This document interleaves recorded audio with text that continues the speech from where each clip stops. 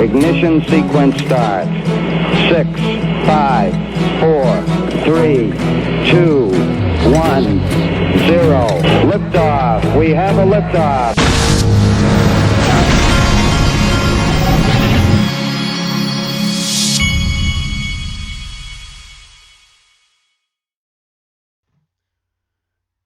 Hey everybody, this is the Digital Asset Investor, and today I'm going to talk to you about what Glenn Hutchins has said that it keeps sticking in my mind now when I look at CoinMarketCap. It almost makes me not even want to look at all, not because I'm worried about prices, that's not the reason at all, but because the deeper I look into all of this, I realize that the prices on CoinMarketCap are all a distraction. And remember, everything that you're seeing here, everything is speculation to this point. But at some point, it's going to be utility. And don't forget that, because that's at the core of this. I believe that by the end of this video, I'm going to give you an aha moment that really lets you know what the powers that be have been working on this thing since the financial crisis, and that they've been selling it ever since, and that this right here is a complete and utter distraction per Glenn Hutchins and per myself, because it is. And I know that it's hard for you to see it that way when you're seeing the prices go down and all. I'm looking at this as a tremendous buying opportunity, which I'll take advantage of today again. But excuse me.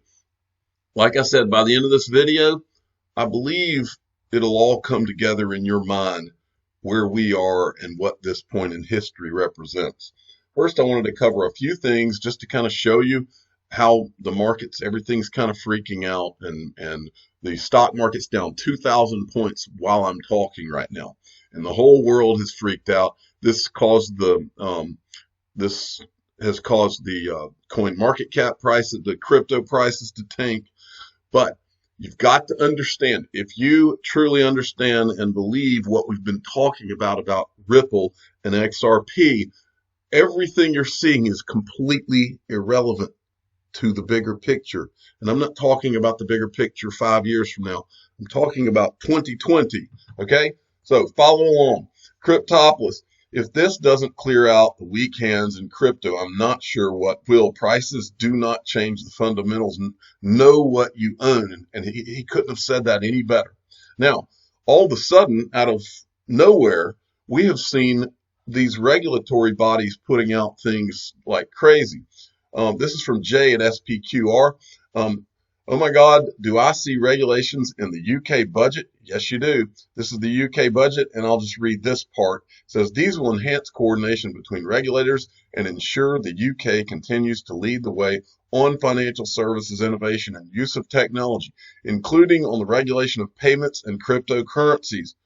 This says the government, But anyway, and then XRP Crypto Wolf had also sent me some of this. The United Kingdom's government intends to consult on a measure to bring certain cryptocurrency into scope of financial regulation. The government intends to consult later in 2020 on the broader regulatory approach to crypto assets. And he's got a couple of parts highlighted here. Digital currencies discussion paper. The government looks forward to the publication of the Bank of England's discussion paper on a possible UK central bank digital currency. UK will continue to take a leading role in exploring digital currencies and the wide-ranging opportunities and challenges they can bring. Crypto assets consultation to protect consumers and support innovation. So it goes on and on and on. Here's another section that he sent. Including on the regulation of payments and cryptocurrencies. The government will also introduce FSB, Financial Services Bill later in the session, which will ensure that the UK maintains its world-leading regulatory standards, remains open to the international markets. Okay, now moving along. And then there was this from XRP Crypto Wolf. France's financial regulator said Europe should adopt a digital lab sandbox to support the creation of crypto rules for STO. France's Financial Markets Authority proposed that all of Europe adopt a regulatory sandbox to support the security token industry. And then there was this from XRP Crypto Wolf. This has all happened in the last 24 hours is when I've seen these tweets. China issues new plans for regulations of key financial infrastructures, settlement systems, payment systems, transaction infrastructure, transaction database, credit system, financial asset registration, and trust system. All right, so moving along. Then there was a couple of interesting videos. This one was sent to me by XRP Big Time. Now you have to listen very closely because the volume is barely audible on this, okay? Listen up. Businesses, governments working hand in hand. The government's now backstop for a lot of credit for the SMEs, and that's very, very helpful. The banks are also saying, banks at TBS are saying, listen, we'll give you a principal moratorium for 6 months. Number two is we're going to help with the receipt and payments of cash. I mean, global trade is a very paper-based business today, but if you digitize, and DBS digitize a lot of global trade and helping our clients with either supply chain loans or payments, invoice loans, financing, if you can create help to oil the wheels of commerce in this crisis and use digital tools to enable payments and loans digitally without paper, then I think you can provide a strong helping hand and support. And that's exactly what we're doing. In your 20... Okay, so you see that.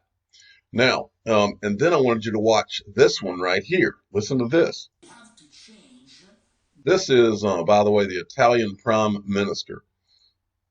We have to change the rules for the banks because the problem today for the people who remains at home is the liquidity for money. Because if I'm an artisan, if I am an architect, a lawyer, and I'm forced to stay for 2 weeks, 3 weeks in my home, I have a problem of liquidity, of money. So, European banks have to change the rules, particularly to encourage and to save the people to have liquidity to live in this period, and then when the crisis will be over, we will come back to normality. Okay, so you got that. Now, okay, now I want you, from this point forward, folks, I want you to follow me and I want you to listen very close. And at the very end of this, I'm going to show you a video that literally gave me the chills. And I think it'll give you the chills because it will encapsulate and it will summarize for you just how big what you're a part of. Forget coin market cap. Keep your eye on the ball. I'm a baseball dad. Keep your eye. I was doing practice yesterday in the cages. And the biggest problem of all these children hitting a baseball is that they pull their head out. They just won't keep their eye on the ball. They get distracted by what the other kids are doing, or distracted by staring at me instead of the ball. The most important thing, keep your eyes on the ball, folks, because what I was doing as this financial crisis that we're watching on CNBC is unfolding, what I've been doing is going back onto YouTube and typing financial crisis to get some of the thoughts of some of the people that were there after the financial crisis. And it all keeps leading me straight back to one concept, and that is that digital assets were created as a solution to the financial crisis, okay? They may have been worked on before then, but it was really put in motion at the financial crisis, and all of the masters of the universe, the lords of finance, the most powerful politicians and powerful financiers in the world, set all of this in motion. I am telling you, and I'm going to prove it to you right now, okay? This right here, when I was searching on YouTube for, different, I looked for Mark Carney. He was the governor of the Bank of England. Okay. And we've seen a lot of things from him. We know that Bank of England was a paying Ripple customer, I'm pretty sure. And so we've known this stuff back to 2018. Well, this is one of the videos that I ran into. This video is from, look on the wall, the Economic Club of New York.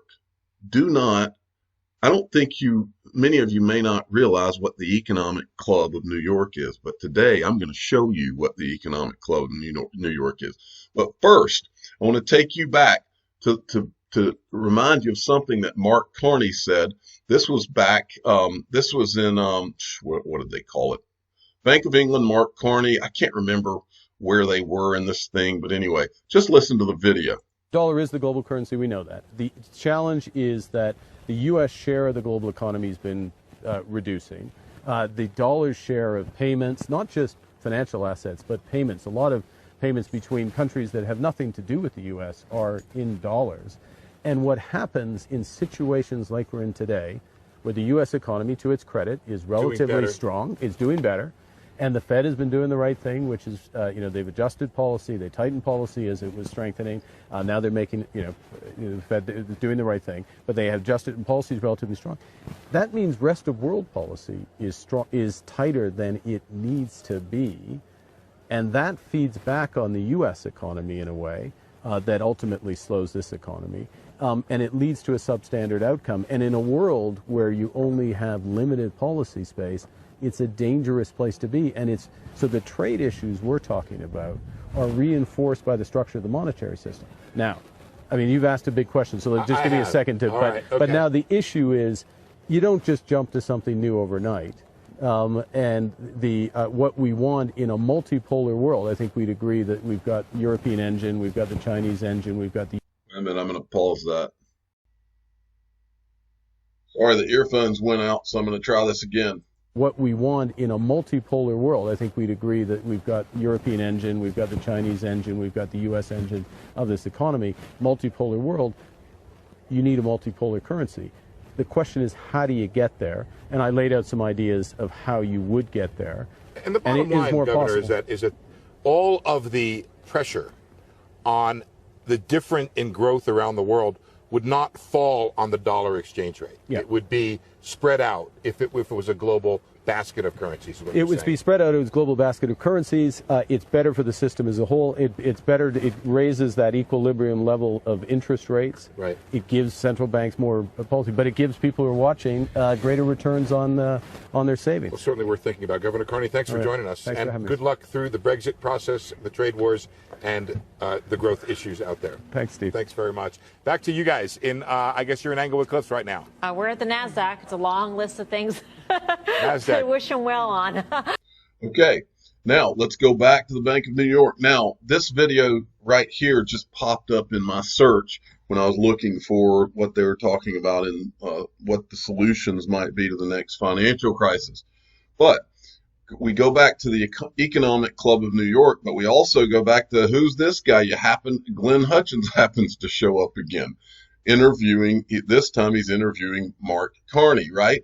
So let's go and look at Glenn Hutchins again. Remember, Glenn, and he's the vice chairman of the Economic Club of New York. And what you have to understand is two things. The first thing is Glenn Hutchins is a board member at the Digital Currency Group. Digital Currency Group is one of the first investors in Ripple, right? Glenn Hutchins is not just on the board there, though. He is a board member of the Federal Reserve Bank of New York. This guy is not some Joe Schmo, all right? Now let's look at what is the Economic Club of New York? And this is really what you all need to really understand. You and I live in a completely different world from where these people live. These people live in the world of think tanks and monetary policy clubs like this, where these are the uber wealthy of the world. These are the elites, and you must remember the Economic Club of New York is one of these places where they go to eat a lunch and listen to the most powerful people in the world come and talk to them. The Economic Club of New York is a U.S. nonprofit and nonpartisan membership organization dedicated to promoting the study and discussion of social, economic, and political questions. Now, if you go down, it says the club has been host to more than 1,200 speakers, and the stature, caliber, and variety of speakers has become a guiding principle. The audiences have heard from current, past presidents of the United States, including Woodrow Wilson, William H. Taft, Herbert Hoover, Dwight Eisenhower, John F. Kennedy, Richard Nixon, Ronald Reagan, George H.W. Bush, Donald Trump, among many other distinguished people, Mikhail Gorbachev, Winston Churchill, Margaret Thatcher. Are you seeing the picture here, folks? Because this all leads somewhere, and I'm going to show you. Here's a list of some of the King Abdullah. This is just a random list. Jeff Bezos has been there. But most of the people you see on this list are like presidential caliber people. These are not your average, John D. Rockefeller's on the list. Ronald Reagan here you see. Henry Paulson, George Pataki, a governor. I mean, these are like the people that run not just the political world, not just the financial world. These are the people that run the world, folks. And all of them get together. This New York Economic Club is one of the places that they get together, where they get together to sell each other on what's happening next in the world and where it's all going. Okay. And I want to hammer this point home, folks, because I'm going to make my point here in a second. All right. These are just some of the people. I went on to YouTube and I searched the Economic Club of New York, went to their Twitter, to their YouTube page. Just want to show you some of the people that have been speakers at the Economic Club of New York. Anna Boaton, remember that Santander group. She is also on the steering committee at the Bilderberg group. She is also a customer of Ripple and has been one of the largest proponents of Ripple. We've shown you the videos. Look who else has spoken there. Jay Clayton, SEC chairman. The same SEC chairman who will not say Ripple or XRP and is scared to even bring it up. And if he's asked about it, he avoids the question about whether XRP is a security. The Brian Moynihan, the chairman of the board and CEO of Bank of America, the same banker who was sitting right beside Donald Trump yesterday evening when I watched him on CNBC talking about this financial crisis that we're in right now. The same bank that is a paying customer of Ripple per Brad Garlinghouse. He said it on stage I think it was the Bank of America he said that. But we know at a minimum that they've piloted Ripple's product. Raghuram Rajan, now you may not know this guy's name. He's a distinguished service professor of finance, Booth School of Business, University of Chicago. You know who else he is? He is one of the guys that I saw at Swell, who was on stage at Ripple Swell in Singapore in 2019, served as the 23rd governor of the Reserve Bank of India from 2013 to 2016, and previously served as chief economist and director of research at the IMF from 2003 to 2006. Dr. Rajan is considered a key visionary behind India's early adoption of mobile banking. All right. Who else spoke at the Economic Club of New York? Jamie Dimon, the chairman of the board, J.P. Morgan Chase. Who else? The former United States Secretary of Treasury, Timothy Geithner and Henry Paulson, the two of the major figures besides Ben Bernanke, who presided over the financial crisis. Okay? And then Jerome Powell, the chairman of the Board of Governors, Federal Reserve System, right? Same guy that said they've been working on digital currencies for 2 decades, right? Next, Donald Trump, the president of the United States. And who else spoke there? Well, you know what's weird is that of all of these high profile, these powerful politicians, the lords of finance, do you know who else? And we've covered it before, but nobody really covered what is the Economic Club of New York. But you know who else spoke there? That would be Brad Garlinghouse, the CEO of this little startup out of San Francisco called Ripple. Listen up. Libra, Facebook's white paper, they kind of positioned it as a new fiat currency. And that, of course, raises the ire of lots of governments. Oh, yes, particularly the United States. As we know, Jay Powell is not a fan of it, and President Trump has said he's not a fan of it. The Ripple network, so now let's dovetail to that. The peer-to-peer platform, right? It allows for seamless transfer of money. Would that include everything from US dollars to yen to Canadian dollars to Litecoin to some of your competitors? I mean, all of the above. The only thing you said, Liz is demonstrating she's very proficient in this industry. She mentioned Litecoin. We work with fiat currencies. We use XRP to help banks solve this payments problem. Right. Litecoin would have been an exception to that list. But, today we work with banks like Santander. I was, flattered Anna Botin was on stage at this event yesterday and talking about the work we're doing together. And, Santander is a very large global bank, has lots of cross-border transactions. They deal with the friction of cross-border transactions of depending upon SWIFT. What they saw, and she talked a little bit about yesterday, is that they were losing market share to the currency clouds and TransferWises of the world. And for them to compete on a level playing field, they had to be able to have a different technology framework. And they went out and looked at the various options. This is about 4 years ago, and started working with Ripple, and it thus began that particular customer journey. I know sometimes this is proprietary information, but could you name some other customers that would give this audience a sense of how you guys have already put the infrastructure into place? It's servers, right? Is it cloud or what? Okay. We actually primarily use technology behind the firewall, and that's really because that's where the banks are comfortable. Right. I think over time, some of that will move to the cloud. But look, we work with a lot of household names. American Express. I mean, here in the United States, American Express, PNC, Santander has U.S. and the largest bank in Eurozone. We work with Itaú in Brazil. We work with Siam Commercial in Thailand.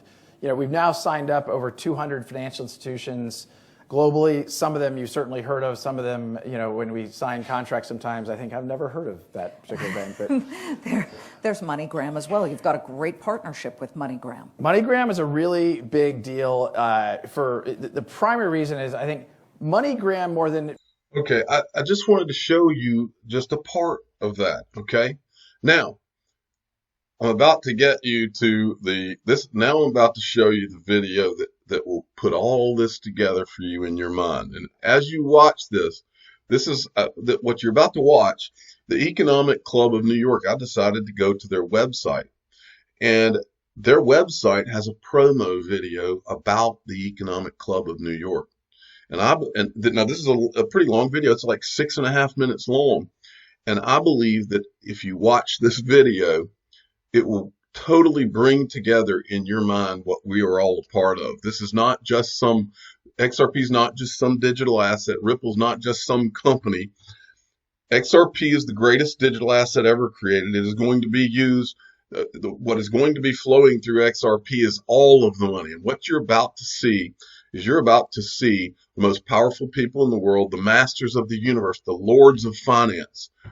You're going to see how they get things done. And one of the places they get things done, one of the places that hatches getting things done is selling it at the Economic Club of New York. And I want you to watch this video, and you might get the chills like I did.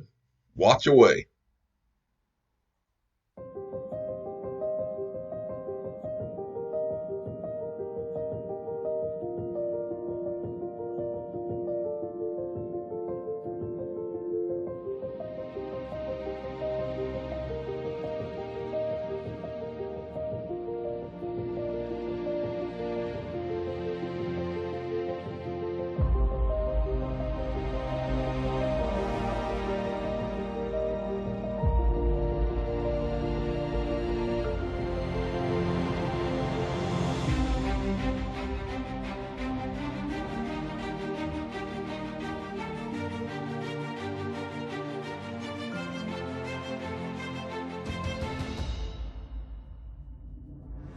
On our strength and growth depends the strength of others, the spread of free world trade and unity, and continued confidence in our leadership and our currency.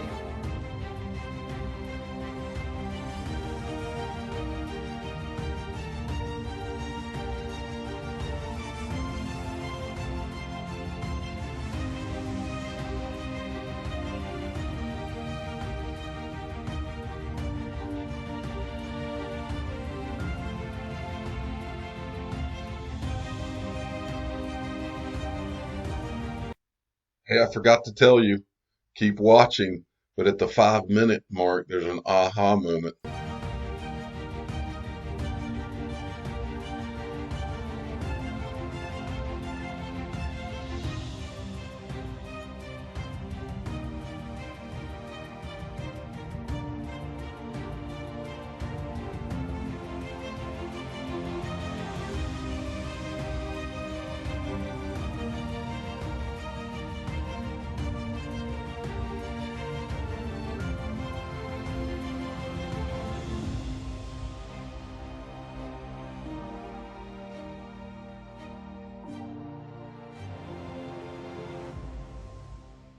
When you look around the world and you look at governments and businesses that are successful, they usually collaborate.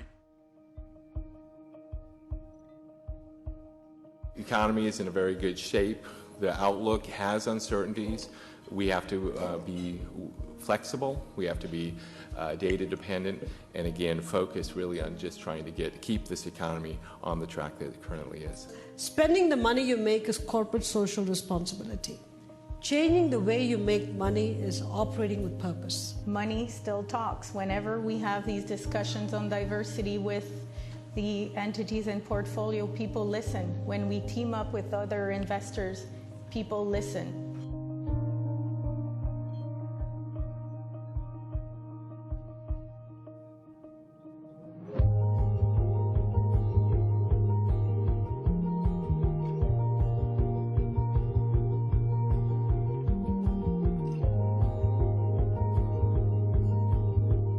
This idea that somehow a few people can decide what the rest of society should be allowed to do or not, even if it's currently legal, I find that an interesting conundrum.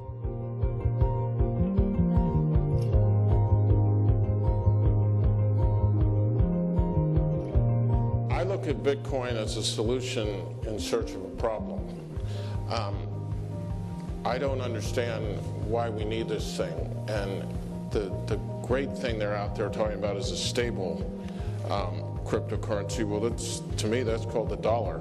In the end, this is how we tame capitalism, as Bono mentioned. This is how we deal with the fallout, that Warren Buffett mentioned. And this is how capitalists make progress, as Mike Bloomberg mentioned. The genius of the end, the genius of capitalism. That's the best way forward. Thank you. We have real questions in the United States about the role of the world, in the world of the United States. Should we continue to lead? 25 years ago, the public markets dominated the private markets in virtually every measure. Today, by many measures, the private markets outpace our public markets, including in aggregate size.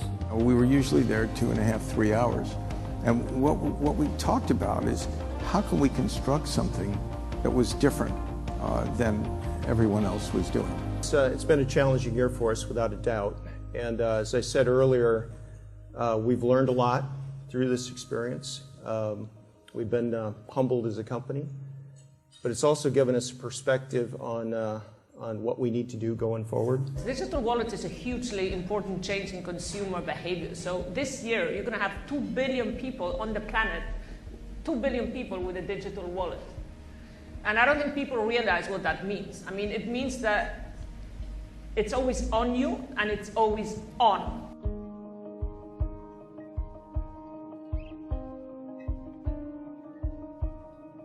$112 billion of shareholder value are lost every year.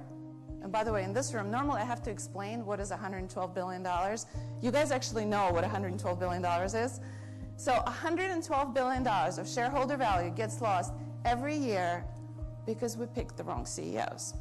American markets have vastly outpaced the rest of the world. If you look at the U.S. economic system, as imperfect as it may be, it's hard to find one that's a lot better.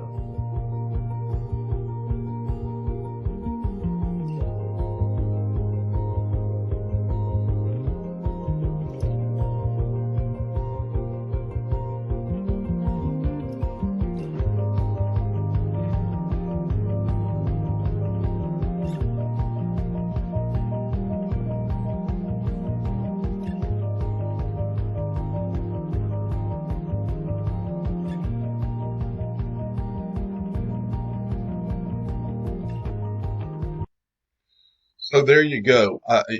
If you missed it, Brad Garlinghouse was in that. I mean, just randomly, you got this CEO of a Silicon Valley startup in the middle of a bunch of central bankers. None of this is a coincidence, folks. And I'm going to continue this thought pattern on. Remember, Glenn Hutchin was the vice chairman of the Economic Club of New York, also board of directors, Digital Currency Group, which was one of the first investors in Ripple. Listen to what he says now. He's in this video, this clip, I'll never forget it. It's like he was talking down to the SEC chairman of the United States. That's when I realized how powerful Glenn Hutchins was. And the three of them operate together to create one solution, one integrated solution that has the capacity to revolutionize the way we move things of value around the world. Let me use a railroad analogy to make the point. The token is the equivalent of the boxcar. It's the thing into which you embed something of digital value that needs to be moved from one place to another, from one part of a blockchain to another. The blockchain is the cargo invoice, is the invoice in the cargo manifest. And the rails is the protocol. And you have to think about all three as one integrated solution that enables you to accomplish the purpose of moving anything of value around the world at the speed of light at no cost, the way we talk about email today.